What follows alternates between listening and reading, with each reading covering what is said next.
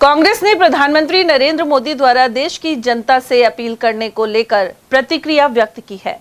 प्रदेश Congress committee के महासचिव अशोक कुमार सैनी के अनुसार प्रधानमंत्री ने डीजल पेट्रोल कम खर्च करने और विदेश यात्रा नहीं करने की सलाह दी है।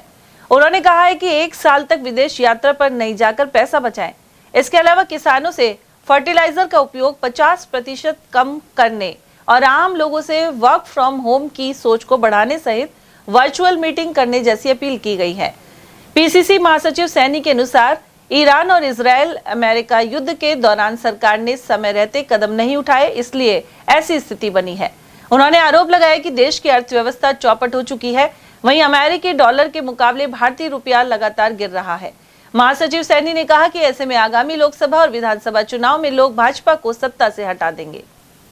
सर, प्रधानमंत्री नरेंद्र मोदी का बयान आया है कि डीजल पेट्रोल की खपत कम करो, जनता से अपील कर रहे हैं। कह रहे हैं कि भारत में तेल के कुएं नहीं है। जनता से कह रहे हैं कि सोना मत खरीदो। किसान से कह रहे हैं कि खाद आप कम दो, मत दो, कम दो खेतों में। और आम नागरिकों से कह रहे हैं विदेश की यात्राएं मत करो। अब इस प्रतिक्रिया पर आपका क्या कहना है? प्रदेश कांग्रेस कमेटी के महासचिव हैं, क्या कहना चाहेंगे, क्या प्रतिक्रिया? मैं आपके चैनल के माध्यम से ये बताना चाहूँगा कि आज देश की जो स्थिति है किसी से छुपी नहीं है। देश आज बर्बादी की ओर जा रहा है। मैं पुराने इतिहास की ओर जानना चाहूँगा।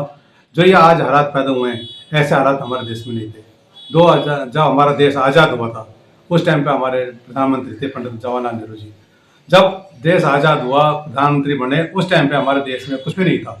ना खाने को अनाज था, ना पहनने को कपड़ा था, ना चिकित्सा की व्यवस्था थी, ना एजुकेशन था, ना रहने को एक मकान थे। लेकिन हमारे प्रधानमंत्री पंडित जवाहरलाल नेहरू ने उस टाइम पे हार नहीं मानी और उन्होंने हर नागरिक को, देश के हर परिवार को रहने को जगह दी, चिकित्सा की सुविधा दी, एजुकेशन दिया, खाने को अनाज दिया, पहनने को कपड़ा दिया, रहने को मकान दिए। उन्होंने कहा हार नहीं मानी। उसके बाद भी हमारे देश के हालात ऐसे नहीं थे जैसे आज स्थिति है। उसके बाद में हमारे प्रधानमंत्री, पूर्व प्रधानमंत्री पंडित नेहरू जी हो, श्रीमती इंदिरा गांधी जी थी, पूर्व प्रधानमंत्री हमारे राजीव गांधी थे।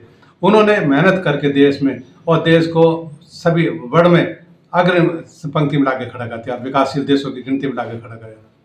जिस टाइम पे हमारे प्रधानमंत्री नरेंद्र मोदी जी ने 2014 में सत्ता में संभाली, बीजेपी सरकार में आई, उस टाइम पे हमारा देश विकासशील देशों में अग्रिम पंक्ति में बैठा हुआ था, विकासशील देश था। 2014 से लेके आज 26 तक 12 साल में ऐसा क्या हो गया जो देश के सामने ऐसा संकट आ गया कि हमारे प्रधानमंत्री को आम जनता से अपील करनी पड़ रही है कि डीजल पेट्रोल पर कंट्रोल करो। घूमने विदेशों में जो घूमने जाते हैं हमारे देशवासी, वो घूमना बंद कर दे। किसान भाइयों से कह रहे हैं कि तुम खेतों में यूरिया 50% डालो, कम डालो। ऐसी नौबत क्यों आ रही है हमारे देश में? तो इसका मतलब आज देश संकट की ओर जा रहा है, पूरी तरह बर्बाद हो रहा है। आर्थिक संकट है देश के सामने। तो ऐसे संकट क्यों आया है? जबकि 2014 के बाद में प्रधानमंत्री नरेंद्र मोदी ने देश की ऐसी कोई चीज़ नहीं जो भारत सरकार की थी वो बेची नहीं हो। रेलवे इन्होंने बेच दिया, एयरपोर्ट इन्होंने बेच दिया, सब कुछ बेच दिया। अब वो बेचने के लिए कुछ नहीं बचा तो इन्होंने देश के सामने कटोरा रख दिया। क्या ऐसा हमारा देश संकट में? तो ऐसा क्यों हो रहा है? जबकि ऐसा संकट तो आज 2 पड़ोसी देश आपस में लड़ रहे हैं, अमेरिका ईरान आपस में लड़ रहे हैं, तो ये संकट की स्थिति पैदा रही है। यार हमारे तो देश ने खुद लड़ाइयाँ लड़ी हैं, चाहे 65 की हो, चाहे 71 की हो, सब पूर्ण हमारे देश में भारत पाकिस्तान का युद्ध हुआ, तब भी ऐसा संकट नहीं आया। तभी हमारे प्रधानमंत्री ने, हमारे देश की सरकार ने ऐसे संकट की घड़ी नहीं आने दी। उन्होंने सबको अनाज दिया, रहने को मकान दिए, चिकित्सा दी। लेकिन आज ऐसे संकट ला दिया नरेंद्र मोदी जी ने, बीजेपी सरकार ने, कि आज कह रहे हैं कि ऐसी अपील करनी पड़ रही है। तो मैं प्रधानमंत्री मोदी जी से, भाजपा सरकार से कहना चाहूँगा कि अगर देश नहीं समझ रहा है तो रिजाइन करे, दूसरे को मौका दे। तुमसे देश नहीं समझ रहा है, तुमने देश को पूरी तरह बर्बाद कर दिया है। मैं आम जनता से, भारत की जनता से भी अपील करना चाहूँगा कि ऐसे बीजेपी सरकार को आगे आने वाले चुनाव में ऐसा मौका नहीं दें। इनको सड़क से का रास्ता दिखाएं, सत्ता से बाहर करें। हर स्टेट में बेईमानी से, चोरी से सत्ता मारें, जबकि इनसे समझ नहीं रहा देश। चोरी से, वोटों से सत्ता मारें। कहीं SIR की चोरी कर रहे हैं, कहीं प्रशासन से मिलकर कर रहे हैं, कहीं निर्वाचन आयोग से मिलकर कर रहे हैं, सत्ता हत्याते जा रहे हैं। लेकिन ये देखो, सही जो है उसको तो संभालो। देश तुमसे संभाल नहीं रहा, देश के सामने तुमने कटोरा रख दिया। तो मैं देशवासियों से अपील करना चाहूँगा कि ऐसी सरकार को आगे आने वाले चुनाव में सबक जरूर सिखाएं। उधर कांग्रेस के वरिष्ठ नेता एसआर यादव ने भी इस बयान को गलत बताया है। उन्होंने कहा कि बिना खाद के किसान खेती नहीं कर सकता एवं डीजल पेट्रोल के बिना देश नहीं चल सकता। यादव ने कहा कि सरकार को डीजल पेट्रोल की सप्लाई के लिए सुनिश्चित व्यवस्था करनी चाहिए। उन्होंने अलवर के संदर्भ में भी कहा कि यहाँ घोषणाओं की भरमार है जबकि धरातल पर काम नहीं हो रहे हैं। तो देश के प्रधानमंत्री नरेंद्र मोदी ने जिस तरह से बयान दिया है कि किसान खाद कम यूज़ करें, डीजल पेट्रोल का सीमित करें, भारत में तेल के कुएं नहीं है, सोना कम खरीदें, विदेश यात्राएं कम करें। अब इस तरह का बयान प्रधानमंत्री ने दिया है, क्या मतलब है, क्या आवश्यकता पड़ी, क्या प्रतिक्रिया आपकी? देखिए, ये तो सीधा सा देश की जनता को नासमझ नहीं है, समझती है। ऐसे फरमान मन की बात पे भी और वैसे भी फरमान बहुत बार दिए हैं, चाहे नोटबंदी का हो, चाहे कोरोना का समय का हो। वो ऐसे फरमान जारी करते हैं। आप सोचिए,